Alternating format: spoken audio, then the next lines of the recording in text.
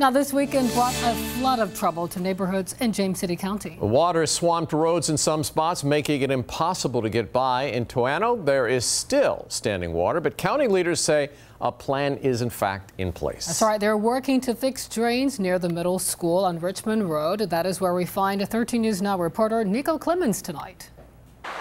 Several people in Toana say when it rains, lots of that water sticks around for a while. This entire yard is basically a cup from the ditch on. Joseph Ryan has lived in Toana 6 years. He says just last month his front yard looked like a swimming pool. Ankle deep with just a steady rain. James City County stormwater officials say people like Ryan can help them make improvements to prevent all this water from building up in people's yards and in neighborhoods. There'll be a drainage system.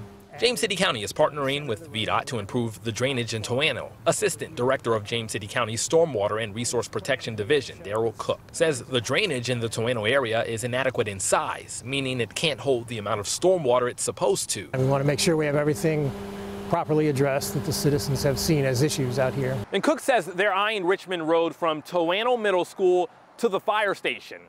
And it's not just drainage improvements, but road improvements too.